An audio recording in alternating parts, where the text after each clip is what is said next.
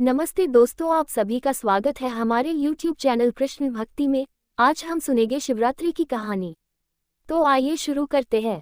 प्राचीन समय में एक चित्रभानु नाम का शिकारी था, जो अपने परिवार का पोषण पशुओं की हत्या करके करता था। उसने एक साहूकार से कर्ज ले रखा था, लेकिन कर्ज न चुका पाने के कारण क्रोधित साहूकार ने शिकारी को बंदी बना लिया था। संयोग से उस दिन शिवरात्रि थी। बंदी रहते हुए शिकारी ने शिव संबंधी धार्मिक बातें सुनी और वहीं उसने शिवरात्रि व्रत की कथा भी सुन ली।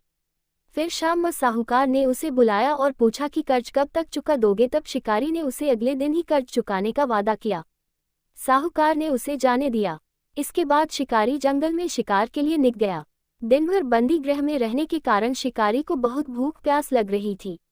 जंगल में इधर उधर भटकने के बाद वह एक जलाशय के पास गया और वहां पर ही एक पेड़ पर थोड़ा सा जल पीने के लिए लेकर चढ़ गया।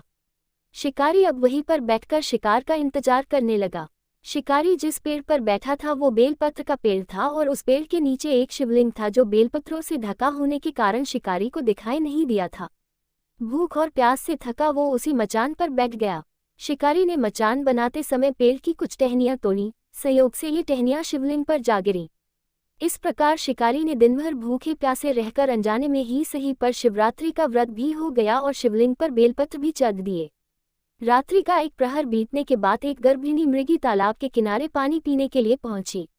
शिकारी ने उसे मारने के लिए अपना धनुष उठाया और संयोग से फिर से उसके हाथ के धक्के से कुछ पत्ते और जल की बूंदें नीचे बने शिवलिंग पर गिर गईं और अनजाने में ही सही शिकारी की प्रथम प्रहर पूजा संपन्न हो गई। मृगी शिकारी को देखकर बोली, मैं गर्भिणी हूँ, शीघ्र ही प्रसव करूंगी।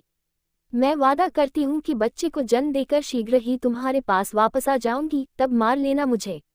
शिकारी ने मृगी को जाने दिया। कुछ देर बाद एक और मृगी वहां आई। शिकारी ने उसे देखकर धनुष पर बाण चढ़ा दिया।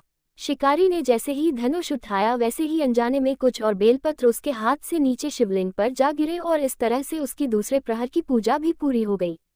इस मृगी ने भी विनम्रतापूर्वक शिकारी से निवेदन किया कि मैं थोड़ी देर पहले ऋतु से निवृत्त हुई हूँ, अपने प्रिय की तलाश कर रही हूँ। मैं वचन देती हूँ कि अपने पति से मिलकर शीघ्र ही वापस आ जाऊंगी, तब मुझे मार लेना। शिकारी ने उसे भी जाने दिया। अब रात्रि का आखिरी पहर बीतने को था। फिर एक और मृगी अपने बच्चों के साथ उधर से निकली। शिकारी ने उसे मारने के लिए तुरंत ही धनुष पर तीर चढ़ा दिया। ये देख मृगी बोली, मैं इन बच्चों को इनके पिता को सौंपकर वापस लौट आऊंगी, तब मुझे मार लेना। शिकारी ने उसे भी जाने दिया। शिकार न कर पाने के कारण शिकारी परेशान हो गया और पेड़ पर बैठा हुआ वह बेलपत्र तोड़ तोड़कर नीचे फेंकता जा रहा था। इस तरह से उसके हाथों से तीसरे प्रहर की पूजा भी स्वतः ही संपन्न हो गई। सुबह होने को थी कि अब एक मृग उस रास्ते पर आया। अब शिकारी न सोचा कि चाहे कुछ भी हो जाए, इस बार वो शिकार की नहीं सुनेगा। शिकारी को देख मृग ने कहा कि यदि तुमने मुझसे पहले आने वाली 3 मृगियों और उनके बच्चों को मार डाला है, तो मुझे भी शीघ्र मार दो, क्योंकि मैं उन मृगियों का पति हूँ। यदि तुमने उन्हें जाने दिया है तो मुझे भी कुछ समय के लिए जीवन दान दे दो। मैं वादा करता हूँ कि उनसे मिलकर तुम्हारे पास उपस्थित हो जाऊंगा। शिकारी ने उसे भी जाने दिया।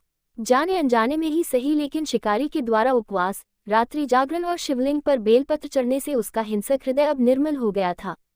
थोड़ी देर में वह मृग अपनी पत्नियों के साथ शिकारी के सामने उपस्थित हो गया। जंगली पशुओं की ऐसी सत्यता और सामूहिक प्रेम भावना देखकर शिकारी को अपने आप पर बड़ी ग्लानि महसूस हुई। उसकी आंखों से आंसू निकल पड़े। उसने मृग परिवार को जाने दिया और जीवन में कभी हिंसा न करने का निर्णय लिया। शिकारी के ऐसा करने से भगवान शिव प्रसन्न हुए और उन्होंने उसे दर्शन देकर सुख समृद्धि का वरदान दिया। साथ में उसे गो नाम प्रदान किया। कहते हैं ये वही गो था जिसके साथ भगवान श्री राम ने मित्रता की थी। इस प्रकार शिवरात्रि की कथा समाप्त हुई। ओम नमः पार्वती पते हर हर महादेव।